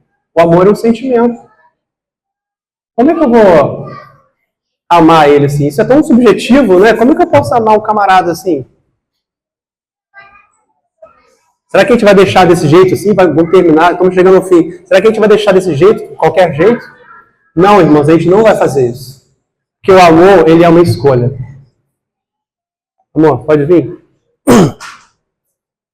2 semanas atrás, eu tive com o Davi, que é o irmão que se converteu recentemente. E aí o Senhor trouxe uma questão muito bacana. O Senhor falou assim, a gente estava conversando, o Davi foi trazendo os questionamentos dele, ele é novo, ele é zero, irmãos. Ele é um carro zero, acabou de sair da fábrica. Então assim, ele não conhece nada, ele não sabe nada do reino. E cheio de dúvidas, óbvio. O que eu faço? Para onde que eu vou? O que eu tenho que fazer? E aí então ele chega assim, e aí o Senhor vem e traz assim, por onde eu começo? Por onde eu começo? O que você fala com um camarada novo convertido? Por onde você começa? Por onde ele começa? E aí o Senhor já tinha me falado essa questão de que eu não sei o que é melhor para a igreja, eu não sei o que é melhor para o corpo, eu não sei o que eu devo definir, o que a igreja precisa melhorar. E aí o Senhor fala assim, cara, começa por lugar nenhum. Eu posso te trazer aqui a apostila de fundamentos, eu posso chegar aqui e falar assim, não, ele precisa perdoar o pai. O outro pode chegar e falar assim, não, ele precisa perdoar a mãe. Não, ele precisa corrigir a vida passada dele. Cada um vai definir o que ele acha melhor, que ele precisa fazer. E eu falei assim, cara, não faz nada não. A única coisa que você tem que fazer é se relacionar com o Senhor. Baseado na sua relação com Deus, Ele vai definir o que é melhor, não eu. E é nisso que você tem que focar. E é exatamente isso, irmãos. Se você está cheio de perguntas, para onde você começa? O que você faz na sua vida agora? O que você começa a trabalhar em questões práticas? Pergunte ao Senhor. Ele é o seu Senhor. Você agora é escravo. E ele tem essa resposta, não eu. Pode ser que ele use um irmão, é bem provável.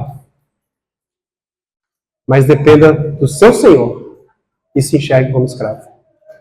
Então, irmãos, falando sobre o que eu trouxe a Lídia aqui, a gente queria falar rapidinho sobre um pouco do nosso testemunho, sobre o nosso relacionamento para casamento. Eu cheguei para a Lídia, os irmãos vão achar engraçado, mas vão entender a situação. Peguei ela de surpresa.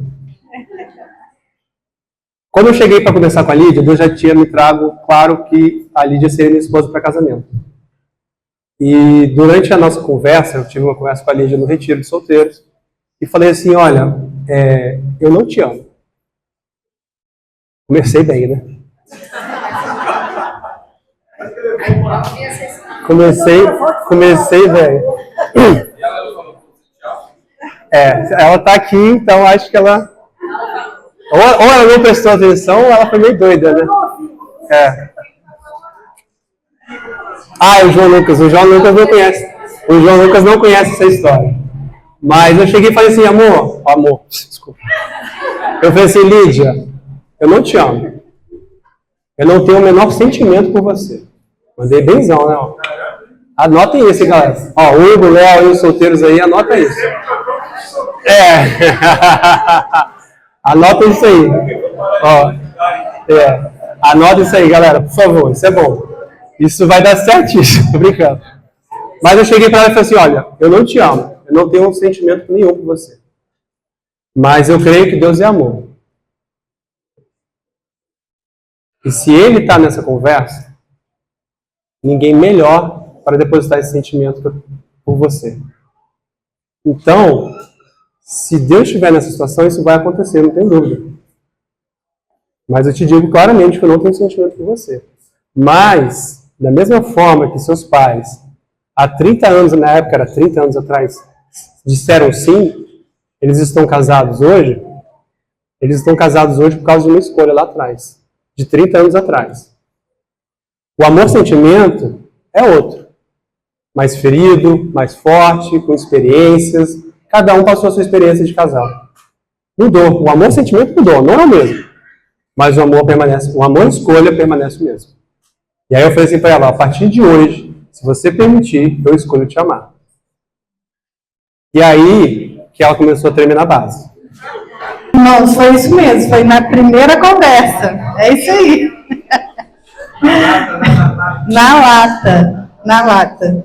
Mas quando Deus faz, né, tudo corre conforme perfeito, né, eu vejo. Lucas veio, conversou comigo, né, a gente já se conhecia 10 anos atrás, né, amor, desde adolescente, mas nunca tínhamos olhado um para o outro nessa situação, né.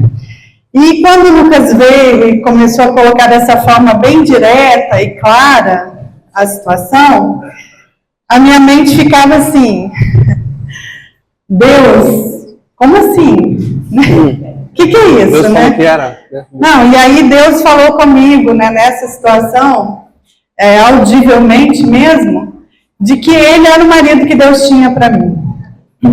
E eu ouvindo o Lucas falar, entrei em pânico, mas assim, eu tava com cara de paisagem, né, assim, e eu falei, Deus, mas eu não amo, eu não gosto do Lucas, eu não sinto nada por ele, como é que eu vou casar com ele sem ter um sentimento além da amizade que a gente tem, né? E aí o Lucas veio e coloca dessa forma, olha, eu não te amo, mas se você quiser, vamos orar, né, e pedir para o Senhor gerar isso em nós. E quando o Lucas colocou e a gente conversou ali, e eu falei, olha, meu coração está livre para aquilo que Deus tem para mim.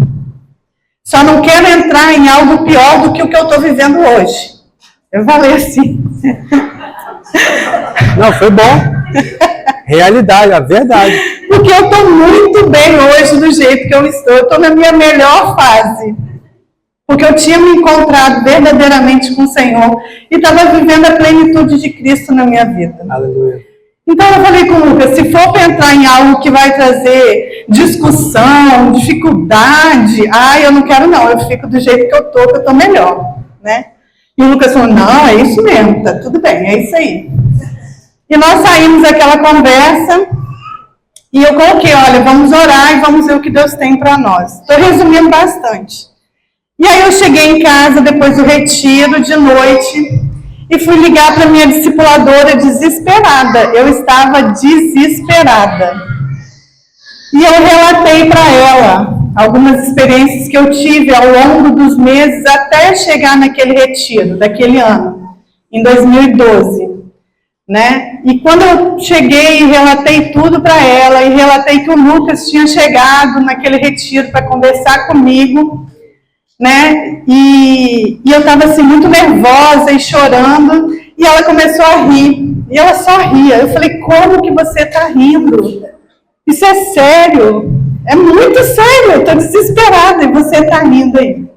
Né? E ela falou assim, Lídia, há uns meses atrás, eu conversei com uma irmã que já foi discipuladora do Lucas, e a gente conversando, e me veio assim um estralo, que eu falei, gente, o Lucas e a Lídia têm tudo a ver.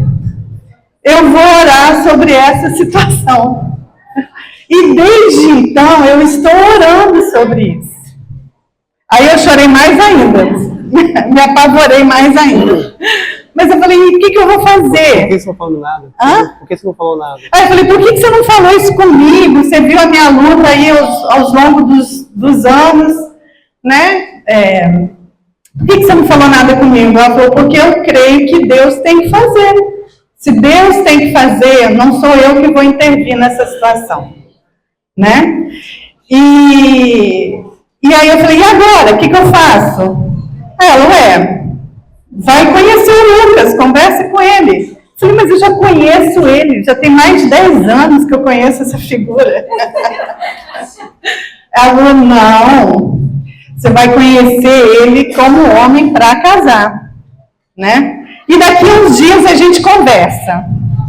Eu falei, tá bom, vou obedecer, chorei a noite toda, desesperada, com medo de ser obrigada a casar com alguém que eu não gostaria, né? E os dias foram passando, o Lucas ficou alguns dias lá em Vitória, e a gente foi conversando e conversando por telefone, e eu nunca gostei de conversar por telefone, né? E aí, assim, o primeiro dia a gente conversava, deu 20 minutos, eu falei, nossa, gente, fiquei 20 minutos no telefone, caramba! Aí o segundo dia, 40 minutos no telefone, teve dia que a gente ficava mais de hora no telefone conversando, né? E cada vez que eu desligava a palavra, eu falava, gente, eu não sabia que o Lucas era assim. Gente, como que o Lucas pensa assim? Gente, como que eu nunca tinha enxergado o Lucas antes? Né? Cada vez que eu desligava o telefone, era assim que eu me sentia. E aí nós, depois de uns... Né, isso foi um processo meio rápido. Mais rápido do que eu imaginava. Um mês, nós sentamos novamente para conversar, né? Para decidir o que a gente ia fazer, se a gente ia continuar adiante ou se a gente ia parar por ali e tudo mais, né? E aí fomos ter um tempo com o meu discipulador, no caso, né? Na época também. E aí tudo correu bem, gente. Estamos aí até hoje. Vou resumir por causa do tempo, né? Mas, assim, foi algo que o Senhor fez, e foi algo que o Senhor fez com muita transparência. Essa sinceridade que o Lucas colocou desde a nossa conversa, era algo que eu buscava no Senhor. Porque até aquele momento eu vivia muito assim, não sei se talvez outras pessoas já passaram por isso, mas assim, de você querer fazer algo só para agradar, ou de querer falar, né? Meu bolo preferido é chocolate. Qual é o seu bolo preferido? Vou falar que é chocolate, né? Poxa, vou falar que não é chocolate? Né? Então, quando essa transparência aconteceu, tudo fluiu, né? E eu lembro que naquela primeira conversa, o Lucas falou assim, Lídia, eu te conheço como a minha amiga, como a minha irmã em Cristo, né? A gente se conhece. Aí eu falei, Lucas, a gente está ficando velho, cara. A gente se conhece desde... Hoje, então, melhor nem falar. E aí ele falou assim, mas eu quero te conhecer, né? Como mulher para casar. Quero conhecer os seus medos, os seus temores, seus defeitos, né? E eu falei assim, gente, isso é maravilhoso, né? Eu poder expor os meus defeitos sem ter o receio de que eu vou perder alguma coisa, né? E foi um relacionamento baseado nisso, irmãos, na transparência, naquilo que eu posso falar e saber que se não for legal, tá tudo bem, eu não estou perdendo, né? O fato de eu ficar solteira não é perder, né? É fazer aquilo que o Senhor tem para nós. E é assim que a gente vive até hoje, né? Na transparência. Glória a Deus. Irmãos, isso para a honra e glória do Senhor. A gente enxergou esse amor um pela vida do outro, esse sentimento, esse enxergar de pertença um ao outro. Então, assim, foi profundo demais. A nossa alegria, isso foi muito bênção.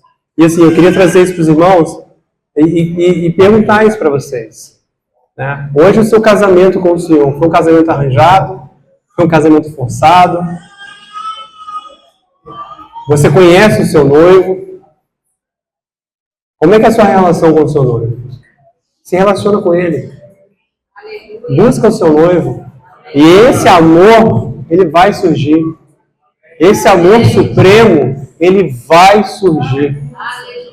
Porque você vai ser encontrado por esse amor supremo, porque você vai se relacionar com o seu amado. Com o amado de alma que você tem. Fala em Cantares, busquei o meu amado. Fui pelas cidades ao redor dele, em busca do meu amado da minha alma. Então busca o Senhor. E a palavra ainda nos exorta e chama a atenção. Buscai enquanto pode ser achado. Vamos cuidar com isso, irmãos. E eu encerro com 2 versículos. Esquecendo, Filipenses 3 e depois com 1 Coríntios. Esquecendo-me das coisas que atrás ficam e avançando para as que estão diante de mim. Prossigo para o alvo, para o prêmio da soberana vocação de Deus em Cristo Jesus. E 1 Coríntios 9, eu juntei aqui algumas partes onde ele fala sobre o soldado e sobre o atleta. Ele fala o seguinte: corram para vencer. E todo aquele que luta, de tudo se abstém. Nós, porém, corremos para ganhar um prêmio eterno. Pois não corro sem objetivo, nem luto como quem dá golpes no ar. Antes subjugo o meu corpo e reduzo a servidão. Irmãos, não vivam um evangelho de dar soco no ar. Não vivam um evangelho de cumprir simplesmente aquele enquadramento eclesiástico que é solicitado da sua parte. Não permita viver simplesmente essa memória motora de cumprir aquele padrão que é estabelecido, que é pensado sobre a sua vida. Vá além disso, rompa isso em nome de Jesus, meus irmãos. Para a glória do Senhor. Amém. Joia. Obrigado, querido. Amados, uma palavra tremenda. Tivemos várias provocações desde o princípio dessa palavra, né? E que certamente vai trazer reflexão e oportunamente haverá oportunidade para que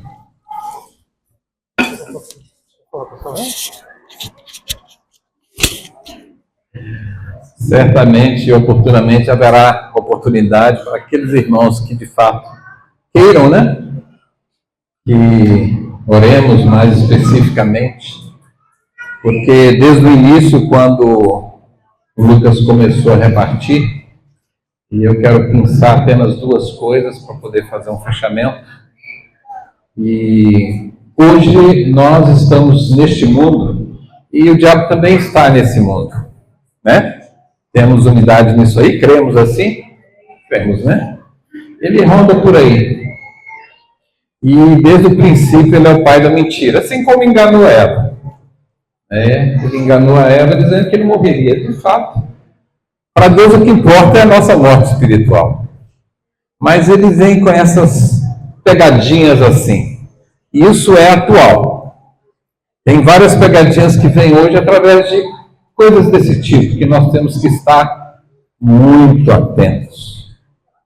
E ao longo de toda a palavra, como nós temos um tempo bem curtinho, temos almoço meio-dia aqui com a Theo, a gente não vai fazer mais comentários. Mas muito importante o fechamento que foi esse questionamento sobre se você viu o Senhor.